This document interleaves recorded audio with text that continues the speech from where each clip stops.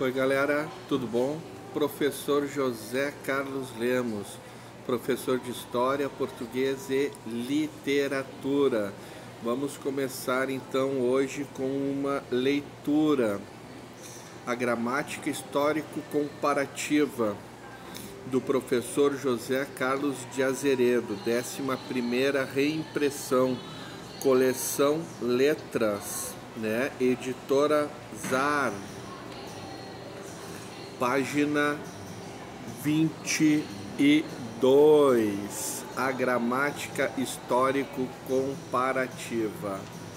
Galera, vamos para aquela leitura, para nós podermos depois discutirmos sobre o assunto que nós estamos agora abordando, para não ficarmos separados nessa temática importante, e neste momento aí de concurso aí. Bom, primeiramente, Anjinho Miguel, obrigado por esse suel favorável, de nós podermos estar aqui, dividindo esse conhecimento e aprendendo através deste conhecimento compartilhado. Vamos lá então. A gramática histórico-comparativa. Hoje nós vamos falar sobre os 7 pecados mortais da crase. É isso aí. Qual o pecado que nós estamos cometendo agora? Ao nos dirigirmos, ao termos que aplicar a crase em determinado texto, em determinado concurso. Isso nós vamos ver depois. Primeiro nós vamos falar sobre a gramática histórico-comparativa. O interesse pela natureza e funcionamento da língua vem de longa data. Mas só no curso do século XIX a linguística se impôs como ciência. A elaboração de dicionários e a descrição gramatical das línguas serviam especialmente a fins práticos, como a tradução, a leitura e comentário de texto e o ensino da matéria correta, de falar e escrever, e continuariam a servir a estes fins, pois, enquanto ciência, o estudo das línguas consistia metodologicamente em compará-las para deduzir princípios gerais de evolução histórica das suas unidades lexicais, gramaticais e sonoras. Pela comparação das línguas vivas, buscavam-se as regularidades de suas diferenças, com o propósito de estabelecer em passado remoto um elemento comum, som, palavras, construção, às vezes de fato documentado em algum texto antigo. Gente, de onde que vem a língua portuguesa? Todas as línguas, segundo a gramática comparativa, vem do indo-europeu.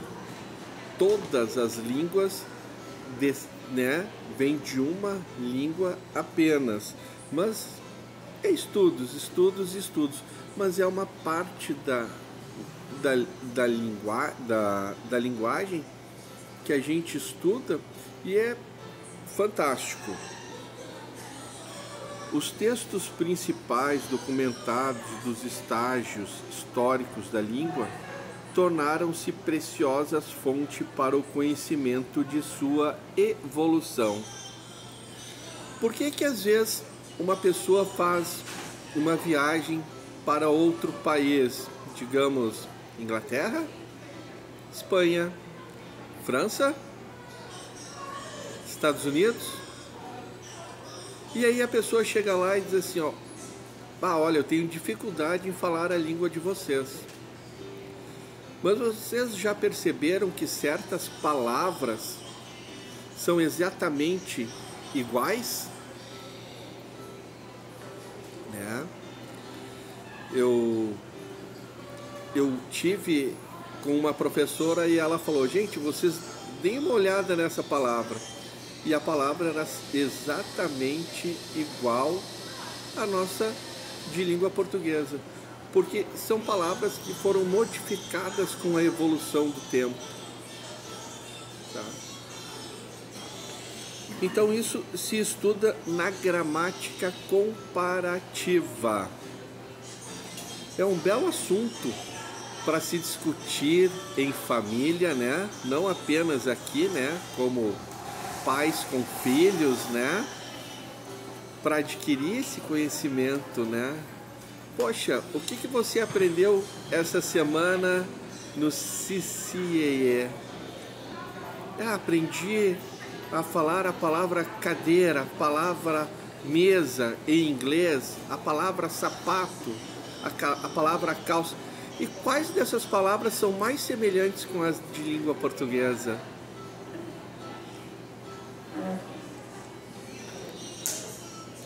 E o porquê que essas palavras são semelhantes às palavras de língua portuguesa? Isto se encontra neste estudo, né, de linguística comparativa. Imagina só tomando um chazinho e discutindo isso com os filhos, com os netos. Os textos principais documentados dos estágios históricos da língua tornaram-se preciosa fonte para o conhecimento de sua evolução. Nós estamos falando na evolução da língua através do estudo histórico da gramática comparativa, né? Todavia, nem sempre um texto merecia a confiança do estudioso. Podia estar modificado ou mesmo ser uma falsificação, tantas vezes alterados em suas cópias sucessivas por desatenção, desinformação ou mesmo, conceitos vários de quem os copiava ou editava. Eles quase sempre precisavam ser restabelecidos em sua forma primitiva e autêntica. Assim constituiu-se em sua versão moderna a crítica textual, atividade a que já os filósofos de Alexandria tinham se dedicado com o propósito de explicar e proteger da corrupção os textos clássicos da literatura grega, né? Então, gente, paralelamente, as investigações dos filósofos comparativistas desenrolavam-se especialmente na Europa. O debate suscitado pela questão da língua, principalmente em relação à norma gramatical e à ortografia. Escreviam-se e publicavam-se em grandes tiragens obras sobre o assunto gramatical, geralmente destinadas ao uso da escola. O estudo da língua assumia assim duas modalidades, uma histórica e crítica, ostentando o prestígio de ciência, outra descritiva e prática, assumindo a modéstia de sua finalidade utilitária.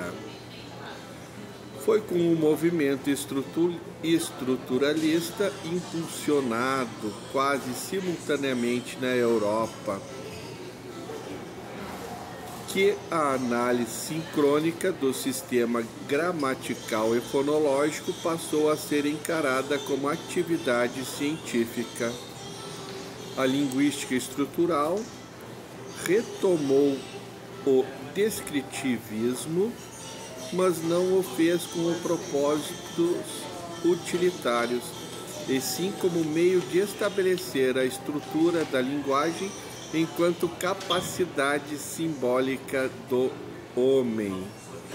Este objetivo também o tivera a gramática filosófica, mas com o estruturalismo estava abandonada a suposição de que houvesse uma ordem racional genérica da qual as línguas seriam expressões particulares e imperfeitas. Bom, vamos encerrar aqui, gente. E vamos agora, para os 7 pecados mortais da crase, E qual é o primeiro pecado? Antes de palavra masculina. Ele está no rio a serviço, Então, serviço, Neste quesito não aplica-se crase. É um pecado, Palavra masculina. Segundo pecado, antes de artigo indefinido. Chegamos a uma boa conclusão. Esse a é apenas uma preposição. Não existe o artigo a sobreposto a ela. Porque é absurdo admitirmos que se apliquem um artigo indefinido ao mesmo tempo e diante de uma palavra, Então, olha só, chegamos a uma boa conclusão, Quais são os artigos indefinidos? Vamos revisar isso mais adiante? Chegamos a uma boa conclusão. Artigo indefinido, Então, terceiro pecado, antes de verbo. Antes de verbo não vai crase. Fomos obrigados a trabalhar, Verbo não conjugado. Esse a é apenas uma preposição. Não existe artigo sobreposto a ela, porque não se emprega artigo feminino antes de verbo, Vamos lá. Quarto pecado, antes de expressão de tratamento. Trouxe uma mensagem a Vossa Majestade. Trouxe uma mensagem a Vossa Majestade. Por que não vai crase, gente? Porque esse a é apenas uma preposição, não existe artigo sobreposto a ela, porque em português não se emprega artigo antes de expressões de tratamento, Nós estamos falando sobre um pronome de tratamento. Imagina se eu chego, e me dirijo ao assessor, de uma princesa, e digo: veja,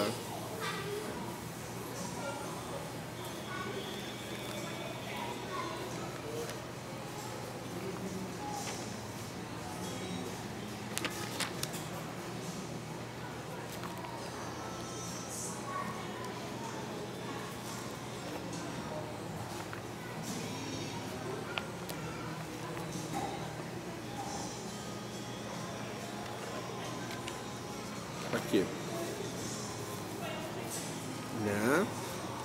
Então, digamos que eu, me dirija a uma princesa, ao assessor de uma princesa, Imagina só,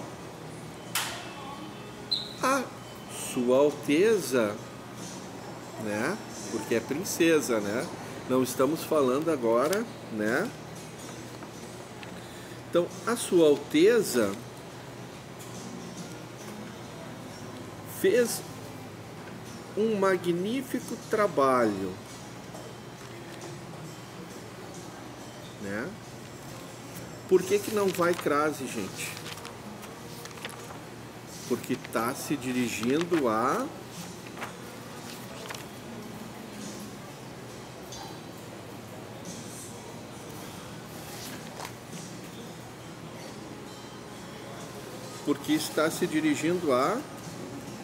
porque antes da expressão tem, né? Porque antes da expressão de tratamento não vai crase, né? Trouxe uma mensagem à Vossa Majestade. Mas se eu me dirijo ao assessor de uma princesa, eu tenho que me dirigir como se fosse assim, ó. Trouxe uma mensagem à Sua Alteza, né? E vamos esperar a resposta do assessor. Se será aquele suel favorável, como o nosso anjinho Miguel tem nos abençoado. Bom, vamos continuar.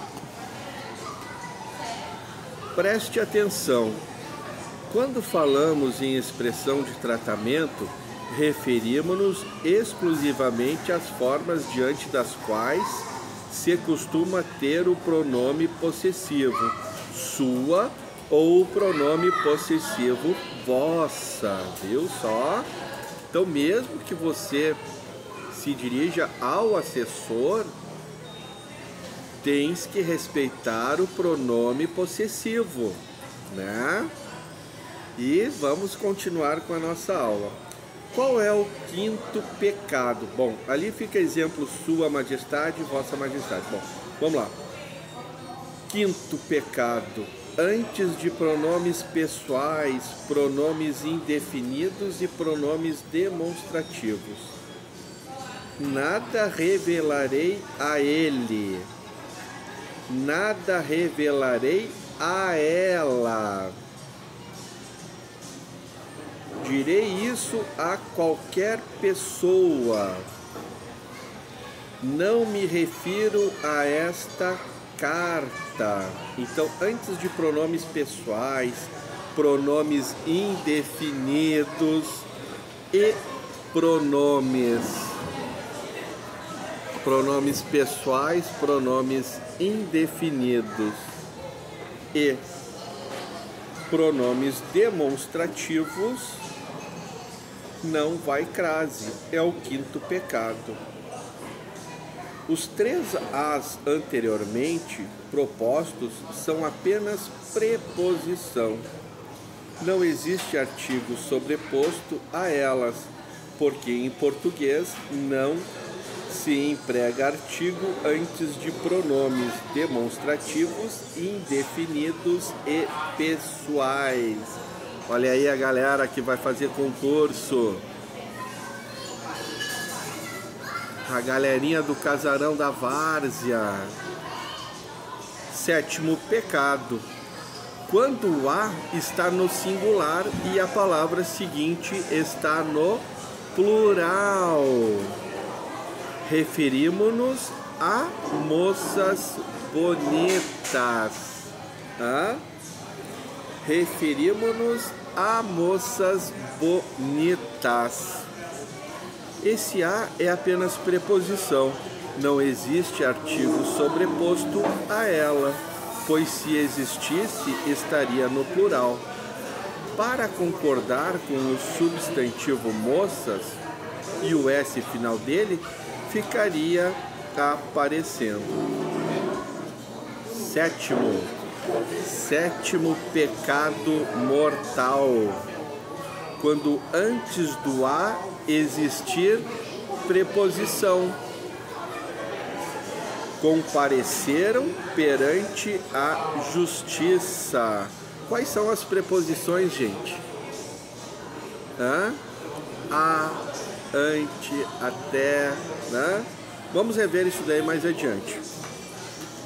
Então, quando antes do a houver uma preposição, não vai crase. É o sétimo pecado.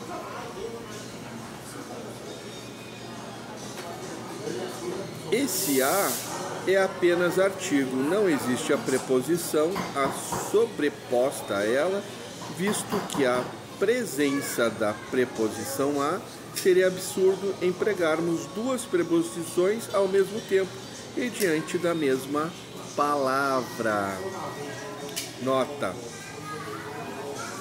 a preposição até, olha só, a preposição até admite facultativamente a presença do artigo. Então temos essa nota aí, né, da preposição até. Fomos até a margem, ou fomos até a margem, com crase ou sem crase, porque é facultativa. Eliminados de saída os 7 casos anteriores, pode haver crase ou não. Para verificarmos, basta substituir a palavra feminina que vem após o a por outro termo, porém no masculino. Feita esta substituição, duas coisas devem ser levadas em conta. Primeiro, o a transforma-se em o. Leu atentamente a revista? Leu atentamente o livro? Nesse caso, trata-se de um simples artigo e, portanto, não haverá crase. 2. O a transforma-se em ao. Refiro-me à menina. Refiro-me ao menino. Nesse caso, trata-se de preposição mais artigo e, portanto, não haverá crase. Né? Preste atenção. Né? Basta ler os binômios formados pelas palavras x e y. Exemplo: chegamos x, conclusão y. Chegamos à conclusão de que estávamos errados. Feito isso, troca-se a palavra feminina por outra masculina, sem necessidade de que uma tenha qualquer relação de sentido com a outra. Chegamos a algum lugar, chegamos à conclusão, chegamos ao estande da Heineken. Chegamos ao estande da Starbucks. Então, chegamos ao Sargento Garcia, chegamos ao curso. Então, quando chegamos a algum lugar, crase, né, gente? 3. Pode perfeitamente haver troca de sentido, mas não de função. Sujeito, objeto, adjunta adverbial. Assim, numa frase, como por exemplo, sentou-se à sombra, não pode se alegar inexistência de crase mediante a substituição por sentou-se o menino, visto que na frase original se supõe que o sujeito seja ele ou alguém e que a sombra seja adjunta adverbial. Já na substituição, tais funções mudam, pois o termo que vem a ocupar o lugar de sombra, que era adjunta adverbial, passa a ser sujeito. Bom, gente, vou encerrar hoje a nossa aula sobre crase aqui. Ainda vou trabalhar mais crase, né? Para concurso, sinto falta de um quadro, de passar exercícios para vocês, né? Fazerem, né? né, fazerem o tema de casa, né, que já foi discutido, qual o tema e como que esse tema deve ser feito, né, de uma forma harmoniosa, tomando um chá, comendo um bolo, tomando um café, tomando um chocolate, tomando um suco, com algum livro, né, onde a gente possa ler um assunto construtivo em família e depois fazer aquele exercício, né, e perguntar por que que isso é assim, por que que isso é assim, o que que é a gramática comparativa. Existem outras gramáticas? Isto faz parte da língua portuguesa ou de todas as línguas? Vamos discutir isso em família? Né? Vamos ficarmos juntos numa mesma sala, conversando? Bom, então nós vamos deixar esse tema para mais adiante. Hoje agradecemos ao Anjinho Miguel, né? Aqui no estande da Heineken, né? Hoje aqui, da Heineken não, da Starbucks, né? Vamos brindar, né, com aquela Coca-Cola, todos que defendem, que defenderam e que defenderão, né?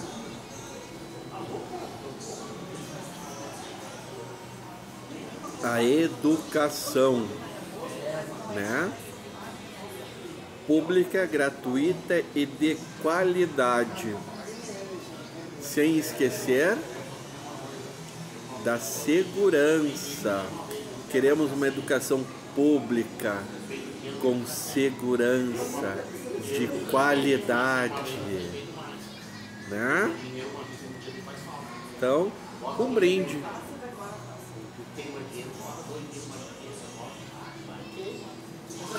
E Anjinho Miguel, muito obrigado por esse suel favorável, né?